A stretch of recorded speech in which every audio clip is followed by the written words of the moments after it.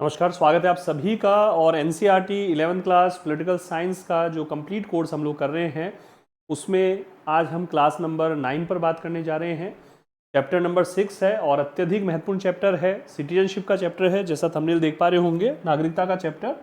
और नागरिकता का जो विषय है वो राजनीतिक सिद्धांत और अवधारणाओं में भी महत्वपूर्ण है और भारतीय संविधान एवं राजव्यवस्था के अंतर्गत भी इसकी बात होती है। हालांकि इंडियन कॉन्स्टिट्यूशन वाला जो पार्ट है एनसीईआरटी का वो हम ये वाला जो सेक्शन है ये कंप्लीट होने के बाद करेंगे, लेकिन फिर भी नागरिकता का जो विषय अत्यधिक महत्वपूर्ण है। हमेशा की तरह क्लास पूरी देखिएगा और आगामी दिनों में एनसीईआरटी 11th क्लास के ये जैसे ही सारे चैप्टर कंप्लीट होंगे, 2 चैप्टर आज की क्लास के बाद और बचेंगे, उसके बाद फिर हम लोग इन सभी चैप्टर्स पर आधारित जो एमसीक्यूज हैं, जो वस्तुनिष्ठ प्रश्न हैं बहुविकल्पीय, उन प्रश्नों को हम सॉल्व कराएंगे। 100-200 जितने भी प्रश्न उसके बन सकेंगे। ठीक है, तो मैं शुरू कर लेता हूं। यहाँ पर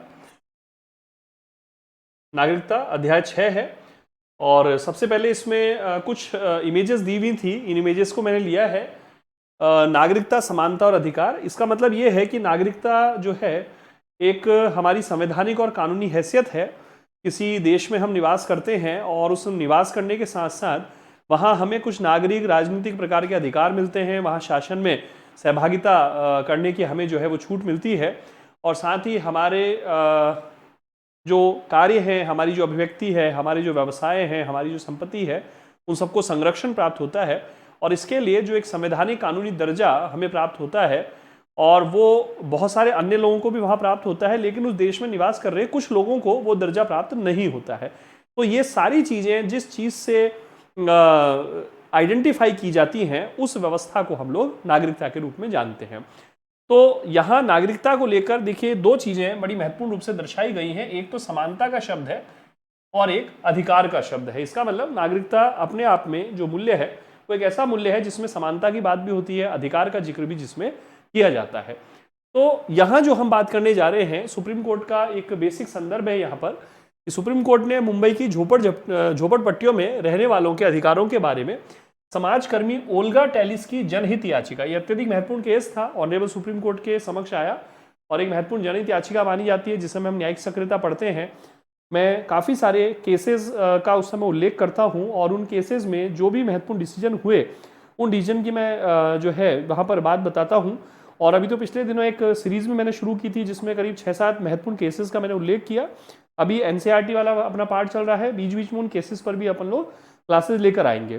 तो ओल्गा टेलिस वाद अत्यधिक महत्वपूर्ण वाद था, जहां 1985 में एक महत्वपूर्ण फैसला दिया गया और याचिका में कार्यस्थल के निकट रहने की वैकल्पिक जगह उपलब्ध नहीं होने के कारण फुटपाथ पर या झोपड़पट्टियों में रहने के अधिकार का दावा किया गया था। और ये इसमें आजीविका का संदर्भ था, तो सुप्रीम कोर्ट ने कॉन्स्टिट्यूशन की जो धारा 21 है उसमें जीने के अधिकार की गारंटी का संदर्भ दिया, जिसमें आजीविका का अधिकार भी शामिल है। इसलिए अगर फुटपाथ वासियों को बेदखल करना है तो उन्हें आश्रय के अधिकार के तहत पहले वैकल्पिक जगह उपलब्ध करानी होगी। इसका मतलब यह है कि नागरिकता का जो विषय है वो निवास की महत्वपूर्ण शर्त को भी प्रस्तुत करता है, वो सामाजिक राजनीतिक अधिकारों को भी प्रस्तुत करता है, नागरिक स्वतंत्रताओं की भी बात करता है, समानता का जो मूल्य है उसके भी साथ वो जुड़ता है। फिर इसी प्रकार का एक और जो बहुत महत्वपूर्ण चित्र यहाँ पर दिया गया है नागरिकता, समानता और अधिकार का, ये नागरिकता महज एक कानूनी अवधारणा नहीं है। टी.एच. मार्शल जो नागरिकता के बहुत बड़े सिद्धांतकार हुए, और हमारे पेपर्स में टी.एच. मार्शल के क्वेश्चन आते ही आते हैं, पूछे जाते हैं। प्रीवियस ईयर्स के पेपर्स की भी जब अपन लोग प्रैक्टिस करेंगे आगामी दिनों में, क्योंकि अब लगातार बीड़ा उठा लिया है ईश्वर का नाम लेकर, और आप लोग सभी साथ जुड़ रहे हैं भारी संख्या में, अच्छी संख्या में, और ज़्यादा संख्या में जुड़ना है। तो प्रीवियस ईयर्स के भी बहुत सारे क्वेश्चंस हम लोग सॉल्व करेंगे। ठीक है, इसलिए पहले मैं कॉन्सेप्चुअल जो अंडरस्टैंडिंग है वो आप लोगों की मजबूत करने का प्रयास कर रहा हूँ।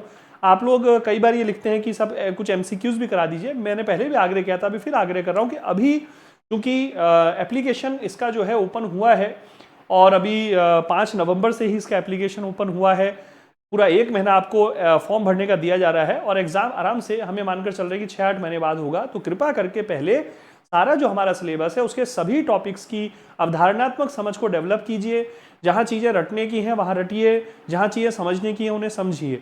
इसी कड़ी में हम जो एनसीईआरटी का प्रोग्राम लेकर आए, इतना लार्ज स्केल का प्रोग्राम है, देखिए आसान तो नहीं है, कठिन नहीं है तो आसान भी नहीं है। तो 11th और 12th की दोनों जो 4 किताबें हो जाएंगी टोटल, उनके करीब 50 से ज़्यादा क्लासेज में, तो आप सोचिए कितने सारे क्वेश्चंस को ये चीज़ कवर कर लेगी। फिर उसके बाद और मैं कुछ कंसेप्चुअल अंडरस्टैंडिंग के टॉपिक्स बीच में कराऊंगा। फिर बहुत सारे एमसीक्यूज जो हैं प्रीवियस ईयर्स के, उन पर हम लोग बात कर लेंगे, है ना। तो लगातार मैं तो तैयारी कर ही रहा हूँ आप लोगों के साथ ना, आप समझिए, मैं लगातार ये तैयारी कर रहा हूँ कि आप जब पेपर दें तो पेपर देने से पहले हमारे मस्तिष्क में ये जो टॉपिक्स हैं, ये जो अवधारणाएं हैं, उनकी समझ तो डेवलप हो एटलीस्ट। हमें शॉर्टकट नहीं अपनाना है। देखिए शॉर्टकट का रास्ता तो फिर क्या है, बड़ा रिस्की होगा और उसमें सफलता की गुंजाइश कम रहेगी। अभी जब समय है तो हम सबसे पहले अवधारणाओं को समझें, उस पर आधारित फिर हम क्वेश्चन साथ साथ कर सकते हैं, लेकिन पहले ही समझ अवधारणाओं की लानी पड़ेगी। तो टी.एच. मार्शल का बड़ा महत्वपूर्ण नाम है नागरिकता को लेकर, टी.एच. मार्शल। और ये इनकी पुस्तक थी सिटीजनशिप एंड सोशल क्लास। ये तो हिंदी में दिया है यहाँ, बाकी किताबों के नाम हमें इंग्लिश में ही याद करने पड़ते हैं, है ना। सिटीजनशिप एंड सोशल क्लास, ये ध्यान रखिएगा, किताबों के नाम हमें इंग्लिश में ही ध्यान करने हैं, सिटीजनशिप एंड सोशल क्लास। और इसमें मार्शल ने परिभाषा दी, उन्होंने नागरिकता को किसी समुदाय के पूर्ण सदस्यों को प्राप्त होने वाली प्रतिष्ठा के रूप में परिभाषित किया। क्वेश्चन आ जाए मान लीजिए, और इस प्रतिष्ठा को ग्रहण करने वाले सभी लोग प्रतिष्ठा में अंतर्भूत अधिकारों और कर्तव्यों के मामले में बराबर होते हैं। तो नागरिकता एक्चुअली एक अधिकार है, हमारी एक पहचान है, हमारा एक जो है किसी भी देश में, जिस देश में हम रहते हैं, जिस देश के नागरिक हैं, वहाँ हमारी संवैधानिक और कानूनी हैसियत को प्रस्तुत करता है, हमारे नागरिक राजनीतिक अधिकारों का संदर्भ देता है, हमारी जो समानता है उसको ये प्रस्तुत करता है। तो टी.एच. मार्शल ने इसको अधिकारों के साथ ही जोड़ा था। नागरिकता की मार्शल द्वारा दी गई जो धारणा है उसमें मूल संकल्पना समानता की है। ये क्वेश्चन पूछ सकते हैं कि मार्शल की जो नागरिकता की अवधारणा है उसमें मूल संकल्पना किस पर बल दिया गया है, तो वहां टिक करेंगे समानता बल दिया गया है। इसमें दो बातें अंतर्निहित हैं। क्या क्या अंतर्निहित है? सबसे पहला प्रदत्त अधिकार, प्रदत्त अधिकार यानी दिए हुए अधिकार। तो 3 प्रकार के अधिकारों का मार्शल अभी जिक्र करेंगे, नागरिक, राजनीतिक, सामाजिक अधिकार। और 18वीं सदी से 20वीं सदी तक कैसे कैसे डेवलपमेंट हुआ वो इसके बारे में बात करते हैं। तो दिए हुए अधिकार और कर्तव्यों की गुणवत्ता बढ़े, अधिकार के साथ कर्तव्यों का होना कितना जरूरी है, ये हमने अधिकार वाले चैप्टर में कल ही बात की है, आपने देखा होगा। बड़े अच्छे से हमारा चल रहा है ये, ईश्वर की कृपा से, राजनीतिक सिद्धांत, स्वतंत्रता, समानता, न्याय और अधिकार, और आज नागरिकता। कल हम बात करेंगे, कल और परसों 2 चैप्टर और बच रहे हैं। राष्ट्रवाद का चैप्टर है, धर्मनिरपेक्षता का चैप्टर है, इस पर हम लोग बात करेंगे, नेशनलिज्म और सेकुलरिज्म। फिर उन लोगों की संख्या बढ़े जिन्हें वे दिए गए हैं। अब मार्शल जो है नागरिकता में 3 प्रकार के अधिकारों को शामिल करता है। ये एक महत्वपूर्ण क्वेश्चन बन जाता है। नागरिक अधिकार, राजनीतिक अधिकार, सामाजिक अधिकार, क्या क्या शामिल होते हैं इसमें, मैंने कई बार बताई है ये बातें। वैसे नागरिक अधिकार व्यक्ति के जीवन, उसकी स्वतंत्रता, उसकी संपत्ति, जायदाद यानी संपत्ति है, उसकी हिफाजत करते हैं। राजनीतिक अधिकार शासन प्रक्रिया में सहभागी, राजनीतिक शब्द के लिए मैंने पहले बोला, जहां राजनीतिक शब्द आ जाए लोकतंत्र के साथ, समानता के साथ, स्वतंत्रता के साथ, ये जान लीजिए कि उसका मतलब है शासन में हमारी सहभागिता, प्रतिनिधित्व, उत्तरदायित्व, ठीक है, ये चीज है। फिर सामाजिक अधिकार जो है वो व्यक्ति के लिए शिक्षा और रोजगार को सुलभ बनाते हैं। सामाजिक अधिकार का मतलब है कि समाज में रहने वाले जो लोग हैं उनके मध्य एक आधारभूत तात्विक प्रकार की समानता हो, और जो लोग वंचित हैं उन अवसरों से उन्हें वो अवसर, वो सुविधाएं सुलभ कराई जाए। कुल मिलाकर ये अधिकार नागरिकों के लिए इज्जत के साथ जीवन बसर करना संभव बनाते हैं। मार्शल ने सामाजिक वर्ग को असमानता की व्यवस्था के रूप में चित्रित किया है।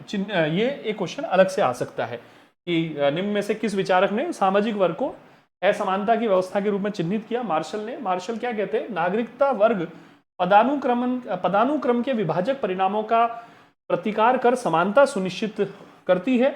इस प्रकार यह बेहतर, सुबद्ध और समरस समाज रचना को सुसाध्य बनाता है। ठीक है, तो मार्शल जो है वो समाज में जो वर्गों की व्यवस्था, उसको असमानता की व्यवस्था के रूप में प्रस्तुत करते हैं। जैसे समाज में हम वर्ग देखते हैं, धनी है, निर्धन है, शिक्षित है, अशिक्षित है, बेरोजगार है, रोजगार प्राप्त है, शहरी है, ग्रामीण है, ठीक है, संगठित क्षेत्र है, असंगठित क्षेत्र है, ये सामाजिक वर्ग हैं, तो उनको असमानता का द्योतक बनाते हैं। लेकिन वो कहते हैं कि अगर इन सबके बीच में समानता लाने का कार्यक्रम जो विचार प्रस्तुत करता है, उस विचार का नाम सिटीजनशिप है, नागरिकता है। ठीक है, और अब बात भी सही है, क्योंकि भारत में जन्म लेने वाला, या जो नागरिकता के 5 आधार है, जन्म से, वंश से, देशीयकरण से, पंजीकरण से और अर्जित भूभाग के सम्मिलन या अधिमिलन के द्वारा नागरिकता, उसमें हम देखते हैं कि नागरिकता प्रदान करते समय अन्य कोई भी विभेद, अन्य कोई भी वर्गीय पहचान जो है वो नहीं देखी जाती है। तो नागरिकता क्या करती है? एक अधिकार भी है और एक समानता का जो दर्जा है वो नागरिकों के मध्य सुलभ कराती है। तो कितनी शानदार बात जो है मार्शल की इस रचना के माध्यम से प्रस्तुत होती है। ठीक है, मैं काफी चीजें समझाने का प्रयास कर रहा हूँ, आप लोग कॉमेंट में लिखते हैं, मुझे बड़ा अच्छा लगता है कि भाई कठिन शब्दों को भी सरल बनाने का प्रयास करते हैं और बहुत गहराई से इसको समझाने की कोशिश करते हैं। देखिए, इसीलिए क्लासेस का प्रयोजन, इसलिए क्लासेस जो है थोड़ा सा लंबी होती है, 30-40 मिनट की क्लास होती है। कल तो जैसे अधिकार वाले चैप्टर शायद 50-55 मिनट का हो गया था, तो थोड़ा सा चैप्टर चूंकि बड़े हैं, और मैंने पहले भी कहा है कि किताब को हम किताब के तरीके से पढ़ेंगे, तभी इन क्लासेस का मोल है, तभी इन क्लासेस का महत्व है, ताकि पेपर जब देने जाएं तो कम से कम चीज़ें दिखें तो सही हमको कि साहब हाँ ये चीज़ हमने पढ़ी थी या ये समझी थी। फिर आगे बढ़ते हैं। देखिए कोई महारिविजन क्लास हम चलाएं, महामैराथन क्लास चलाएं, उसमें तो तेज गति से फटाफट सारी चीज़ें 3-4 घंटे में कराएं। अभी तो हम एक बार कंसेप्चुअल समझ रहे हैं ना चीज़ों को, तो व्यापकता तो लेनी ही पड़ेगा भैया। अब है नागरिकता एक राजनीतिक समुदाय की पूर्ण और समान सदस्यता है, ठीक है। नागरिकों को दिए जाने वाले अधिकारों की सुस्पष्ट प्रकृति विभिन्न राष्ट्रों में भिन्न भिन्न हो सकती है, बिल्कुल। किसी देश में कानूनी अधिकार ज्यादा हो सकते हैं, कहीं राजनीतिक अधिकार ज्यादा, कहीं सामाजिक अधिकार, कहीं आर्थिक अधिकार, कहीं सांस्कृतिक अधिकार। लेकिन अधिकतर लोकतांत्रिक देशों ने आज उनमें कुछ राजनीतिक अधिकार शामिल किए हैं। उदाहरण के लिए मतदान का अधिकार, बिल्कुल ठीक है। अभिव्यक्ति या आस्था की आजादी, यानी आस्था, विश्वास, धार्मिक स्वतंत्रता, ठीक है, जैसे नागरिक अधिकार। और न्यूनतम मजदूरी या शिक्षा पाने से जुड़े कुछ सामाजिक आर्थिक अधिकार। एक निवेदन और करूंगा, प्रीवियस ईयर्स के पेपर्स आप लोग देखिए, देखना शुरू कीजिए। मैं बार बार कहता हूं, जैसे मैं प्रीवियस ईयर्स के पेपर्स बहुत देखता आया हूं, वर्षों से देखते हैं, तो मुझे पता है कि ऐसे क्वेश्चन आते हैं। कैसा क्वेश्चन आता है, निम्न में से कौन सा अधिकार सामाजिक आर्थिक अधिकारों की श्रेणी में आता है, कौन सा नागरिक अधिकारों की श्रेणी में, कौन सा राजनीतिक अधिकार नहीं है, कौन सा सांस्कृतिक अधिकार की कैटेगरी में नहीं है, वगैरह वगैरह। इस प्रकार के क्वेश्चन भी एक आध क्वेश्चन आ जाते हैं। तो ये थोड़ा ध्यान रखिए कि आश्रय का अधिकार है, मजदूरी का अधिकार है, शिक्षा का अधिकार है, स्वास्थ्य का अधिकार है, ये सब सामाजिक अधिकारों की कैटेगरी में पूछे जाते हैं। नागरिक अधिकार जो हैं वो हैं जहां अभिव्यक्ति की बात होती है, संपत्ति की बात होती है, धार्मिक स्वतंत्रता की बात होती है, संगठन बनाने की स्वतंत्रता की बात होती है, वो सब नागरिक अधिकार है। राजनीतिक अधिकार जहां शासन से सहभागिता का हमारा मसला शामिल होता है। फिर अधिकारों और प्रतिष्ठा की समानता नागरिकता के बुनियादी अधिकारों में से एक है। अधिकारों की समानता और प्रतिष्ठा की समता। प्रतिष्ठा यानी डिग्निटी, रेस्पेक्ट, गरिमा, है ना। प्रतिष्ठा जो शब्द है वो हमारे लिए गरिमा का पर्याय हो गया यहाँ पर शब्द। फिर एशिया अफ्रीका के अनेक उपनिवेशों में, आगे बात बढ़ती है इसमें, एशिया और अफ्रीका के अनेक उपनिवेशों में समान नागरिकता की मांग औपनिवेशिक शासकों से स्वतंत्रता हासिल करने के संघर्ष का हिस्सा रही। बिल्कुल हमने डिमांड करी कि भाई हमें नागरिक अधिकार दिए जाए, नागरिकता का दर्जा हमें दिया जाए और साथ साथ हमें आज़ादी दी जाए, क्योंकि आज़ाद देश का जो नागरिक है वो आज़ाद देश का जो व्यक्ति है वो नागरिक के रूप में उसे बहुत सारे संवैधानिक कानूनी अधिकार मिलने चाहिए जो गुलाम होने पर उसे प्राप्त नहीं थे। फिर नागरिकता सिर्फ राज्य सत्ता और उसके सदस्यों के बीच के संबंधों का निरूपण नहीं है, बल्कि उससे अधिक है। यह नागरिकों के आपसी संबंधों के बारे में भी है। इसमें नागरिकों के एक दूसरे के प्रति और समाज के प्रति निश्चित दायित्व शामिल हैं। इनमें सिर्फ राष्ट्रों द्वारा थोपी गई कानूनी बाध्यताएं नहीं, बल्कि समुदाय के सह जीवन में भागीदार होने और योगदान करने का नैतिक दायित्व भी शामिल होता है। नागरिकों को देश के सांस्कृतिक और प्राकृतिक संसाधनों का उत्तराधिकारी और न्यासी भी माना जाता है। ये बिल्कुल बॉक्स में लेने लायक लाइन है, शानदार, कि नागरिक जो है उन्हें देश के सांस्कृतिक जो संसाधन है, धार्मिक स्वतंत्रता है, कोई जो है सामाजिक समरसता है, विविधता है, और प्राकृतिक संसाधनों का उत्तराधिकारी और न्यासी भी उनको माना जाता है। ठीक है, फिर लैंग्वेज बढ़ते हैं आगे हम। अपने देश और अन्य अनेक देशों में नागरिकों को प्रदत्त अधिकारों में एक है गमनागमन की स्वतंत्रता। ये प्रवासन की स्वतंत्रता भी कह देते हैं इसको, या भ्रमण की स्वतंत्रता भी कह देते हैं। ठीक है, मजदूरी के लिए, व्यापार के लिए, व्यवसाय के लिए, शिक्षा के लिए, कोई पर्यटन के लिए दूसरे देशों में, दूसरी जगहों पर, एक देश से दूसरे देश में, एक क्षेत्र से दूसरे क्षेत्र में व्यक्ति गमन करता है, भ्रमण करता है। यह अधिकार कामगारों के लिए, वर्कर्स के लिए विशेष महत्व रखता है।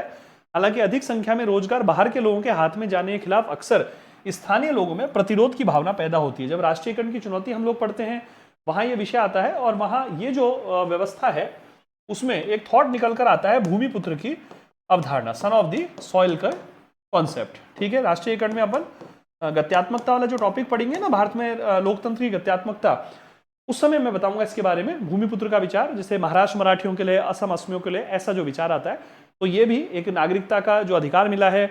जैसे बंबई का व्यक्ति मान लीजिए, या उत्तर प्रदेश बिहार का व्यक्ति मान लीजिए मुंबई जाकर काम करना चाहता है, तो मुंबई के या महाराष्ट्र के या किसी अन्य स्टेट में, या केरल का जो व्यक्ति मान लीजिए राजस्थान में आता है, तो स्थानीय लोगों को लगता है कि साहब हमारा कहीं रोजगार तो नहीं छीना जा रहा है, वहाँ के जो संसाधन है उन पर सर्वप्रथम हक हमारा होना चाहिए। तो नागरिकता और जो एक किसी क्षेत्र विशेष में निवास करने के फलस्वरूप जो एक अटैचमेंट होता है, इनके मध्य जो है कई बार एक अलग प्रकार का संघर्ष जो है वो दिखाई पड़ता है। यह प्रतिरोध बाहरी के खिलाफ संगठित हिंसा का रूप भी ले लेता है।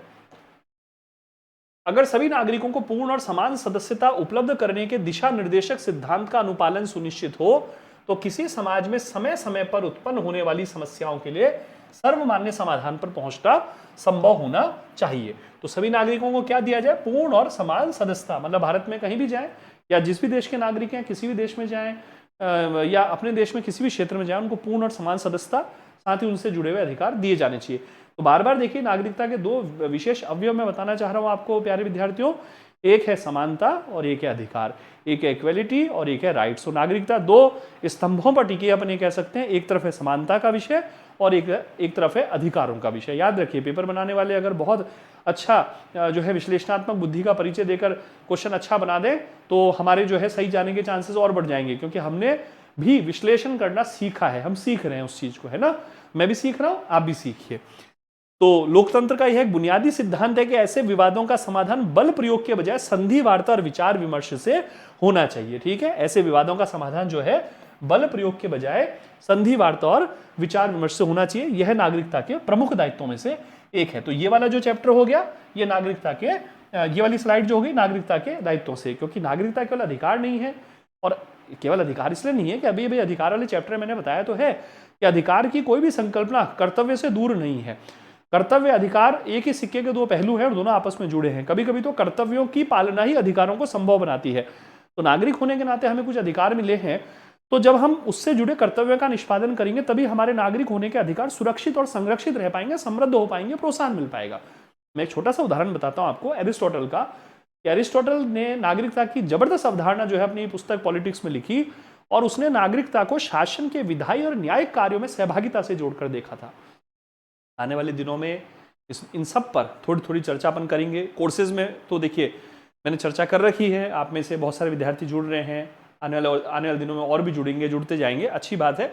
परंतु यहाँ पर भी मैं जो चर्चा कर रहा हूँ, देखिए कोर्सेज में जो चीज़ दी गई है उसके बाद भी जब यूट्यूब पे भी हम बात करते हैं या कोर्सेज में भी मैं कुछ और क्लासेस भी ऐड करता हूँ, बार बार बहुत सारी व्याख्याएं आती है। क्योंकि देखिए 10, 15, 12, 20 किताबों का अध्ययन तो हमें अपेक्षित है ही ना पूरे सिलेबस के लिए, ये तो अपेक्षित है। तो उसमें मैं जितनी कोशिश हो रही है, जितनी मैं मेहनत कर सकता हूं आप सभी के साथ, प्रयास ये कर रहा हूं कि ज़्यादा से ज़्यादा किताबों का मटेरियल जो है मैं उसमें समाहित करने का प्रयास कर सकूं। ठीक है, जहाँ से पेपर बनते हैं, जो क्वेश्चन आने की संभावना होती है, उन किताबों का ज़्यादा समावेशन करें। तो जैसे अरस्तु का मैंने कहा कि अरस्तु नागरिकता को कर्तव्य के रूप में जोड़ता है, और कर्तव्य के दो सूत्र बताता है, विधायी और न्यायिक सहभाग। क्योंकि उसका जो स्टेट है, उसका जो सामुदायिक जीवन है वो विमर्श का जीवन है। विमर्श यानी एक तर्क संगत डिस्कशन, एक ऐसा डिस्कशन जो किसी आउटकम पे, परिणाम पर पहुंचता हो। तो वो कहता है कि जो विधायी और न्यायिक कार्यों में हिस्सा ले उन्हें नागरिकता दी जाए। तो नागरिकता वहां एक उपाधि है, एक अलंकार है, एक सम्मान है। इसलिए नागरिक जिसको बनाया जाएगा वो व्यक्ति होगा जो समाज के प्रति अपनी कर्तव्य परायणता से युक्त होगा। वो केवल अधिकार के रूप में इसको प्राप्त नहीं करेगा। ठीक है, याद रखिएगा। नेक्स्ट बढ़ते हैं भैया। सभी नागरिकों को समान अधिकार और अवसर देने पर विचार करना सुनिश्चित करना कि सरकार के लिए आसान मामला नहीं होता। बिल्कुल, विभिन्न समूहों के लोगों की जरूरतें और समस्याएं अलग अलग हो सकती हैं। ये जो थॉट है ये बहुसंस्कृतिवाद से भी रिलेट होता है। साथ ही माइकल वॉल्जर का जो थॉट है, न्याय का थॉट है, वहां सरल समानता और जटिल समानता का जो विचार है उससे भी ये थॉट जुड़ जाता है। विभिन्न समूहों के लोगों की जरूरतें और समस्याएं अलग अलग हो सकती हैं, और एक समूह के अधिकार दूसरे समूह के अधिकारों के प्रतिकूल भी हो सकते हैं ना। एक समूह का जो अधिकार है दूसरे समूह के अधिकार, जैसे आप ऐसे समझिए कि कुछ क्षेत्रों में कुछ लोग जहां रह रहे हैं वहां दूसरे क्षेत्र के लोगों का जाना निषेध हो सकता है उन क्षेत्र के लोगों की सुरक्षा के लिए। तो एक क्षेत्र के लोगों की सुरक्षा का जो अधिकार है दूसरे क्षेत्र के लोगों के भ्रमण की जो स्वतंत्रता के अधिकार से प्रतिकूल हो गया, वो टकरा जाएगा। इसलिए सभी लोगों के लिए एक समान अधिकारों की व्यवस्था करना सरकार के लिए चुनौतीपूर्ण है। नागरिकों के लिए समान अधिकार का मतलब ये नहीं होता कि सभी लोगों पर समान नीतियां लागू कर दी जाएं। मैं समानता में बात कर चुका हूं खूब डिटेल इसकी, क्योंकि विभिन्न समूहों के लोगों की जरूरतें भी भिन्न भिन्न हो सकती हैं। अगर प्रयोजन केवल ऐसी नीति बनाना नहीं है जो सभी लोगों पर एक तरह से लागू हो, बल्कि लोगों को अधिक बराबरी पर लाना है, तो नीतियां तैयार करते वक्त लोगों की विभिन्न जरूरतों और दावों का ध्यान रखना होगा। फिर बोल रहा हूं, अगर प्रयोजन केवल ऐसी नीति बनाना नहीं है जो सभी लोगों पर एक तरह से लागू हो, बल्कि लोगों को अधिक बराबरी पर लाना है, तो नीतियां तैयार करते वक्त लोगों की विभिन्न जरूरतों और दावों का ध्यान रखना होगा। यानी वही समानुपातिक समानता का नियम, एक विभेदीकरण की व्यवस्था ऐसी जो तर्कसंगत हो, जिसका औचित्य सिद्ध किया जा सके। इस विमर्श से यह स्पष्ट हो जाना चाहिए कि वैश्विक स्थिति अर्थव्यवस्था और समाज में बदलाव, नागरिकता के अर्थ और अधिकारों की नई व्याख्या की मांग करते हैं। जैसे जैसे समाज में बदलाव आता है, वैश्विक व्यवस्था में बदलाव आता है, वैसे वैसे नागरिकता के विवेचन में भी बदलाव आने स्वाभाविक होते हैं। नागरिकता से संबंधित औपचारिक कानून प्रस्थान बिंदु भर होते हैं और कानूनों की व्याख्या निरंतर विकसित होती है। हालांकि कुछ ऐसी समस्याएं उठ सकती हैं जिनका समाधान पाना आसान ना हो, फिर भी समान नागरिकता की अवधारणा, इक्वल सिटीजनशिप की अवधारणा का अर्थ यही है, यहां से बॉक्स बना रहे हैं अपन, कि सभी नागरिकों को समान अधिकार और सुरक्षा प्रदान करना सरकारी नीतियों का मार्गदर्शक सिद्धांत हो। तो समान नागरिकता में समान अधिकार और सुरक्षा की व्यवस्था और ये राज्य की नीतियों का मार्गदर्शक सिद्धांत होना चाहिए। अब इसके बाद नागरिकता और राष्ट्र की जो अवधारणा है, नेशन की अवधारणा है, नेशनलिटी की अवधारणा है। तो राष्ट्र राज्य एक आधुनिक काल में विकसित हुई अवधारणा है। हम जानते हैं 1648 वेस्टफेलिया संधि, जब हम लोग विश्व राजनीति, समकालीन विश्व राजनीति 12th क्लास की किताब पढ़ेंगे उस समय इसकी बात करेंगे वापस से। वेस्टफेलिया संधि, जहां से स्वतंत्र संप्रभु राष्ट्र राज्यों को विकास मिला, जन्म मिला। जो विद्यार्थी मेरे साथ लगातार जुड़ रहे हैं, मैं सभी का बिल्कुल आभार दूंगा, क्योंकि वो समझ गए हैं कि इसमें जो चीज कराई जा रही है ये अत्यधिक महत्वपूर्ण है, ये अत्यधिक महत्वपूर्ण है एग्जाम के लिए। इसलिए जो जुड़ रहे हैं उन सभी का बहुत आभार है। और आने वाले दिनों में देखिए ना, इसमें कॉन्स्टिट्यूशन की बात अपन करेंगे, इसमें हम लोग आज़ादी के बाद का जो भारत है उसका जो राजनीतिक इतिहास है भारत का, उसकी हम बात करेंगे, और समकालीन विश्व राजनीति की हम लोग बात कर सकेंगे। तो वेस्टफेलिया ट्रीटी 1648 जो स्वतंत्र संप्रभु राष्ट्र राज्यों की बात करती है, फ्री सॉवरेन नेशन स्टेट का इसमें संदर्भ आता है। फिर राष्ट्र राज्य की संप्रभुता और नागरिकों के लोकतांत्रिक अधिकारों का दावा सर्वप्रथम 1789 में फ्रांस के क्रांतिकारियों, जहां स्वतंत्रता समानता भारत का नारा लगा। राष्ट्र राज्यों का दावा है कि उनकी सीमाएं सिर्फ राज्य क्षेत्र को नहीं बल्कि एक अनोखी संस्कृति और साझा इतिहास को भी परिभाषित करती हैं। राष्ट्रीय पहचान को एक झंडा, राष्ट्रगान, राष्ट्रभाषा या खास उत्सवों के आयोजन जैसे प्रतीकों से व्यक्त किया जा सकता है। बिल्कुल ठीक है, राष्ट्र गौरव का भाव है, ये राष्ट्र के प्रति सम्मान का भाव है, राष्ट्र के प्रति समर्पण का भाव है। ठीक है, फिर बढ़ते हैं आगे। एक लोकतांत्रिक राज्य की राष्ट्रीय पहचान में नागरिकों को ऐसी राजनीतिक पहचान देने की कल्पना होती है जिसमें राज्य के सभी सदस्य भागीदार हो सके। भाई जैसे आधार कार्ड, एक ऐसा मान लीजिए, इसको हम किसी सांकेतिक रूप में देखें तो आधार कार्ड दिया, ठीक है, प्रत्येक नागरिक का एक यूनिक नंबर होगा आधार कार्ड के रूप में। पहले पैन कार्ड की व्यवस्था की गई, ठीक है। अभी तो जैसे कुछ विभिन्न प्रकार के नंबर्स की बात की जाती है। लोकतांत्रिक देश आमतौर पर अपनी पहचान इस प्रकार परिभाषित करने का प्रयास करते हैं कि वह यथासंभव समावेशी हो, यानी जो सभी नागरिकों को राष्ट्र के अंग के रूप में खुद को पहचानने की अनुमति देता हो। नागरिकता के नए आवेदकों को अनुमति देने की कसौटी हर देश में भिन्न होती है।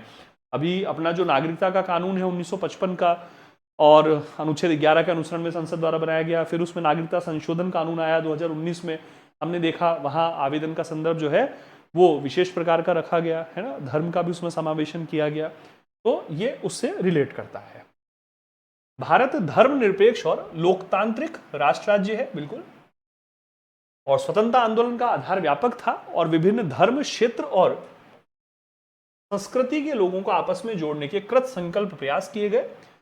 भारतीय संविधान ने बहुत ही विविधतापूर्ण समाज को समायोजित करने की कोशिश की है, बिल्कुल ठीक है, इसलिए सामाजिक क्रांति का दस्तावेज है भारत का संविधान। ग्रेनविल ऑस्टिन साहब ने कहा, Indian constitution corner stone of a nation, भारतीय संविधान राष्ट्र की आधारशिला नामक पुस्तक में, कि भारतीय संविधान सामाजिक क्रांति का दस्तावेज है। इसने देश के विभिन्न हिस्सों में प्रचलित विभिन्न भाषाओं, धर्म और रिवाजों की पहचान बनाए रखने का प्रयास किया। इसे लोगों को उनकी निजी आस्था, भाषा या सांस्कृतिक रिवाजों को छोड़ने के लिए बाध्य किए बिना सभी को समान अधिकार उपलब्ध कराना था। संविधान के जरिए प्रारंभ किया गया यह एक अद्वितीय प्रयोग था। ठीक है, फिर नागरिकता से संबंधित प्रावधान, क्वेश्चन पूछ ले मान लीजिए, हालांकि कॉन्स्टिट्यूशन में इसकी बात और कर पाएंगे। ये उल्लेख संविधान के दूसरे भाग में है, भाग 2 और अनुच्छेद 5 से अनुच्छेद 11 तक, आर्टिकल 5 से आर्टिकल 11 तक। ठीक है, और संसद द्वारा बाद में जो नागरिकता का कानून जो 1955 में पारित किया गया। ठीक है, फिर पूछ सकते हैं संविधान ने नागरिकता की लोकतांत्रिक और समावेशी धारणा को अपनाया। कैसे? मैंने बताया नागरिकता के 5 आधार: जन्म से, वंश से, पंजीकरण से, देशीयकरण से, अर्जित भूभाग के सम्मिलन या अधिमिलन के द्वारा। ठीक है, तो जन्म, वंश परंपरा, पंजीकरण, देशीकरण या किसी भूभाग के राज्य क्षेत्र में शामिल होने से नागरिकता हासिल हो सकती है। संविधान में नागरिकों के अधिकार और कर्तव्य दोनों दर्ज हैं। भाग 4A आर्टिकल 51A 10 मूल कर्तव्य, अब तो 11 हो गए। तो लिखा गया भारत के प्रत्येक नागरिक का कर्तव्य है कि, है ना, भाग 4A 51A लैंग्वेज क्या शुरू होती है, भारत के प्रत्येक नागरिक का कर्तव्य है कि वह, और फिर कर्तव्य दिए गए हैं। और ऐसी अधिकारों की बात है, विभिन्न प्रकार के अधिकारों की बात होती है, आर्टिकल 15, आर्टिकल 16, आर्टिकल 19, ऐसे विभिन्न अधिकार हम देखते हैं जिसमें नागरिक शब्द है। यद्यपि भारत का संविधान इतना समावेशी है कि यहाँ नागरिकों के अलावा गैर नागरिकों के लिए भी कुछ अधिकार दिए गए। जीवन का जो अधिकार है अनुच्छेद 21 में, या कानून के समक्ष समानता का जो अधिकार है आर्टिकल 14 में, ये तो सभी को दिया गया, नागरिक और गैर नागरिक दोनों को। बहुत सारे हमारे संवैधानिक पद हैं, उनके लिए जो योग्यता है, तो सबसे पहले योग्यता हम पढ़ते हैं भारत का नागरिक, है ना। ये बात मैं समानता के चैप्टर में भी कर चुका भैया, अधिकार के चैप्टर में कर चुका हूं, है ना। यह प्रावधान भी है कि राज्य को केवल धर्म, मूलवंश, जाति, लिंग, जन्म स्थान या इनमें से किसी के आधार पर नागरिकों के साथ भेदभाव नहीं करना चाहिए। अनुच्छेद 15 की लाइन है ये। अनुच्छेद 16 जो है उसमें निवास और जो है धर्म, मूलवंश, जाति, लिंग, उद्भव, निवास, है ना, जन्म स्थान तो यहाँ है, तो उद्भव और निवास से 2 आधार आर्टिकल 16 में और आ जाएंगे। तो आर्टिकल 15 में 5 आधार मिलेंगे अपने को, और आर्टिकल 16 में 7 आधार मिल जाएंगे। ठीक है, उद्भव और निवास और आ जाएगा वहां। यहाँ धर्म, मूलवंश, जाति, लिंग और जन्म स्थान है। धार्मिक और भाषाई अल्पसंख्यकों के अधिकारों को भी संरक्षित किया गया। अनुच्छेद 29 और अनुच्छेद 30 का संदर्भ यहाँ पर आ जाता है। हालांकि इस तरह के समावेशी प्रावधानों ने भी संघर्ष और विवादों को जन्म दिया है। महिला आंदोलन, दलित आंदोलन या विकास योजनाओं से विस्थापित लोगों का संघर्ष ऐसे लोगों द्वारा चलाए जा रहे संघर्षों के कुछ उदाहरण हैं जो मानते हैं कि उनकी नागरिकता को पूर्ण अधिकारों से वंचित किया जा रहा है। इसलिए महिला सुरक्षा को लेकर विभिन्न कानून बनते हैं, और भारतीय संविधान में विभिन्न जो आर्टिकल्स हैं और भारतीय संसद द्वारा, विधानमंडलों द्वारा विभिन्न कानूनों के माध्यम से जो समाज के वंचित वर्ग हैं, जो उपेक्षित वर्ग हैं, उनको सामाजिक न्याय देने की पूर्ण कोशिश की जाती है ताकि नागरिकता की अवधारणा को अधिक समावेशी बनाया जा सके। भारत के अनुभव से संकेत मिलते हैं कि किसी देश में लोकतांत्रिक नागरिकता एक परियोजना या लक्ष्य सिद्धि का आदर्श है। जैसे जैसे समाज बदल रहे हैं वैसे वैसे नित नए मुद्दे उठाए जा रहे हैं, और वे समूह नई मांगे पेश कर रहे हैं जिन्हें लगता है कि वे हाशिए पर ठेले जा रहे हैं। लोकतांत्रिक राज्य में इन मांगों पर खुले दिमाग से बातचीत करनी होती है। ठीक है,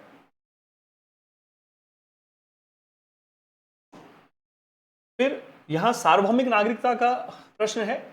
भूमंडलीय नागरिकता इसको बोलते हैं, हम विश्व नागरिकता ही बोलते हैं। तो अनेक देश वैश्विक और समावेशी नागरिकता का समर्थन करते हैं, लेकिन नागरिकता देने की शर्तें भी निर्धारित करते हैं। ये शर्तें आमतौर पर देश के संविधान और कानूनों में लिखी होती हैं।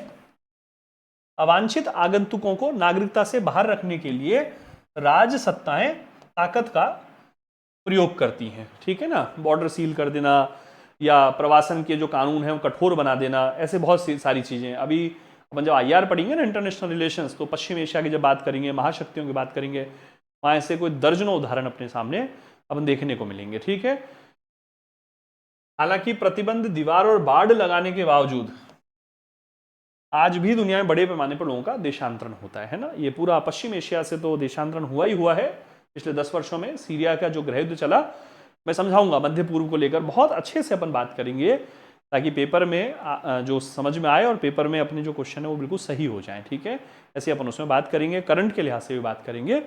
अभी तो चीजें हैं, है ना, आप देखिए पढ़ते रहिए। ये जो क्लास होती है ना आधे पौन घंटे की, इसको बिल्कुल मिस मत कीजिएगा। इसमें मैं बिल्कुल वो चीजें लेकर आऊंगा, सटीक चीजें, और जो पेपर में आपके आने की जिनकी प्रबलतम संभावना होगी वही चीजें मैं लेकर आऊंगा यूट्यूब पे, ये ध्यान रखिए। ठीक है, बार बार कह रहा हूं मैं, आप अपना तैयारी करते रहिए, दिन भर के जितने भी घंटे आप पढ़ते हैं, जो भी चीजें आप पढ़ रहे हैं अपने सिलेबस से रिगार्डिंग, लेकिन इस आधे पौन घंटे की क्लास, डेली इतनी क्लास होती है लगभग, आधे पौन घंटे की इस क्लास को जरूर देख लीजिए, इसके नोट्स बना लीजिए। ये क्लास आपकी सफलता में रामबाण का काम करेगी, ये ध्यान रखिए। ठीक है, एक ऐसा चीज जिसकी तुलना किसी अन्य चीज से कर पाना बहुत मुश्किल है। ठीक है, तो अन्य चीजों का भी अपना महत्व है जो आप कर रहे हैं, इसलिए मैंने कहा कि ऐसा नहीं कि कल इसी क्लास को देखना है। इस क्लास से भी कुछ क्वेश्चन आपके बिल्कुल सही होंगे, अन्य चीजें पढ़ते रहिए, लेकिन इस क्लास को आपको छोड़ना नहीं है। इस क्लास को जरूर से जरूर देखिए। जिस समय लाइव करते हैं इसको प्रीमियर, उस समय देख लीजिए, बाद में देख लीजिए, रिपीटेशन कर लीजिए, इसका रिविजन कर लीजिए, फास्ट स्पीड में देख लीजिए, ये जरूर कीजिए। फिर युद्ध, उत्पीड़न, अकाल या अन्य कारणों से लोग विस्थापित होते हैं, मैंने बात की इस बारे में। अगर कोई देश उन्हें स्वीकार करने के लिए राजी नहीं होता और वहां नहीं लौट सकते तो राज्यहीन या शरणार्थी हो जाते हैं, जैसे म्यांमार के रोहिंग्या शरणार्थियों की व्यवस्था, जैसे म्यांमार के रोहिंग्या शरणार्थी, एक बड़ी समस्या है ये पिछले काफी वर्षों से। विश्व नागरिकता के समर्थक ये दलील देते हैं कि चाहे विश्व कुटुंब और वैश्विक समाज अभी विद्यमान नहीं है, लेकिन राष्ट्रीय सीमाओं के आर पार लोग आज एक दूसरे से जुड़ाव महसूस करते हैं बिकॉज ऑफ वैश्वीकरण, ग्लोबलाइजेशन के कारण। ठीक है, वे कहेंगे कि एशिया की सुनामी या अन्य बड़ी दैवीय आपदाओं के पीड़ितों की सहायता के लिए विश्व के सभी हिस्सों से उमड़ा हुआ भावोद्गार, यानी एक भावुकतावश जो उद्गार है, वो विश्व समाज की उभार का संकेत है। हाँ, ये एक बड़ा विवाद का विषय है कि क्या कोई ग्लोबल सोसाइटी, क्या कोई ग्लोबल गवर्नमेंट, क्या कोई ग्लोबल विलेज जैसी अवधारणा केवल किताबों में है, वास्तव में मौजूद भी है। तो वैश्वीकरण के कारण चीज संभव हो पाई। मार्शल मैकलुहान ने ग्लोबल विलेज की अवधारणा शब्द का उपयोग किया वैश्वीकरण में। Marshall McLuhan, global village. वे मानते हैं कि हमें इस भावना को मजबूत करना चाहिए और एक विश्व नागरिकता की अवधारणा की दिशा में सक्रिय होना चाहिए। राष्ट्रीय नागरिकता की अवधारणा, दूसरा हम राष्ट्रीय नागरिकता पढ़ते आ रहे हैं अभी तक। राष्ट्रीय नागरिकता की जो अवधारणा है वो यह मानती है कि हमारी राजसत्ता हमें वह सुरक्षा और अधिकार दे सकती है जिनकी हमें आज विश्व में गरिमा के साथ जीवन जीने के लिए जरूरत है। तो हमारा जो राष्ट्रीय नागरिक होना हमारी सुरक्षा के लिए भी जरूरी है, हमारी गरिमा भी सुनिश्चित हो रही है, सुरक्षित हो रही है। लेकिन राजसत्ताओं के समक्ष आज ऐसी अनेक समस्याएं हैं जिनका मुकाबला अपने बल पर नहीं कर सकती। विश्व नागरिकता की धारणा के आकर्षणों में से एक ये है, ये बॉक्स बना लीजिए इसका, विश्व नागरिकता की धारणा के आकर्षणों में से एक ये है कि इससे राष्ट्रीय सीमाओं के दोनों ओर की उन समस्याओं का मुकाबला करना आसान हो जाता है जिसमें कई देशों की सरकारों, लोगों की संयुक्त कार्रवाई जरूरी होती है। मसलन जलवायु परिवर्तन से रिलेटेड समस्या, आतंकवाद से रिलेटेड समस्या, है ना। उसका उदाहरण लिख देता हूं मैं। जैसे जलवायु परिवर्तन पर आज पूरा विश्व समाज जो है एकजुट होने की बात करता है। जलवायु परिवर्तन या आतंकवाद की जो समस्या है, इन पर पूरा विश्व समुदाय एक हो जाता है। उदाहरण के लिए से प्रवासी और राज्यहीन लोगों की समस्या का सर्वमान्य समाधान पाना आसान हो सकता है। लोगों के लिए आज एक राज्य की पूर्ण और समान सदस्यता महत्वपूर्ण है, लेकिन विश्व नागरिकता की अवधारणा हमें याद दिलाती है कि राष्ट्रीय नागरिकता को इस समझदारी से जोड़ने की जरूरत है कि हम आज एक अंतर संबद्ध विश्व में रह रहे हैं, एक ऐसा विश्व जहां सब लोग एक दूसरे से अंतर संबंधित हैं।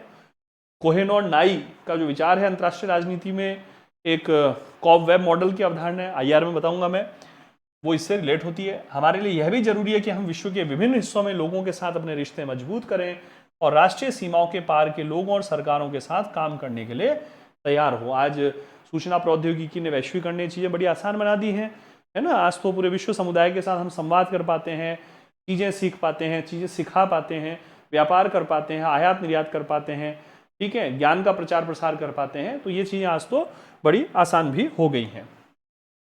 ठीक है, तो नागरिकता का चैप्टर इसी के साथ शानदार तरीके से हमने कंप्लीट किया, और ये कोर्स और ये हमारी टेस्ट सीरीज, ठीक है, दोनों चीज़ें उपलब्ध हैं स्कूल व्याख्याता को लेकर। आप लोग जुड़ रहे हैं, जुड़ते रहिए, फायदा मिलेगा निश्चित रूप से। यूट्यूब पे भी जुड़िए, एप्लीकेशन पे भी जुड़िए, है ना। कोर्स है, मॉड्यूल कोर्स, कंप्लीट कोर्स, और test series, complete test series और मॉड्यूल्स टेस्ट सीरीज, ठीक है। आप जो जैसी आपकी आवश्यकता है जिस कोर्स की, उसमें आप वैसे वैसे जुड़ सकते हैं, ठीक है। तो मैं कल मिलता हूँ एक नए चैप्टर के साथ। एनसीईआरटी वाला जो 11th क्लास की हमारी जो किताब चल रही है, मुझे लगता है 2 दिन में अब ये कंप्लीट हो जाएगा। इसके बाद हम संविधान वाला जो पार्ट है वो शुरू कर लेंगे, ठीक है। तो उम्मीद करता हूँ आज की क्लास भी पिछली सभी क्लासेस की तरह सार्थक और उपयोगी रहेगी, और ज़्यादा से ज़्यादा मात्रा में क्लासेस को लाइक, शेयर, सब्सक्राइब कीजिएगा, और लगातार पढ़िए और सफलता प्राप्त कीजिए, सकारात्मक बने रहिए, स्वास्थ्य का ध्यान रखिए। मिलता हूं कल आप सभी से नेक्स्ट क्लास में। नमस्कार, धन्यवाद।